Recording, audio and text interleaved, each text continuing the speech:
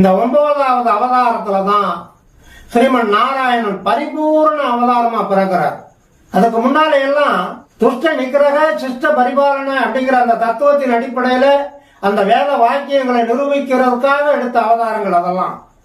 அதுல இந்த 9வது அவதாரமா வழங்கக்கூடிய இந்த கிருஷ்ணாவதாரம்ங்கிறது நீலமேக சியாமலனா நித்யானந்த ஸ்வரூபனா பிறக்கும் போதே மிராக்கிள் அமானுஷ்ய அதிசயங்களை அருமைப்பாடுகளை நிகழ்த்துறவனா பிறந்தவரு கிருஷ்ண பரமாத்மா.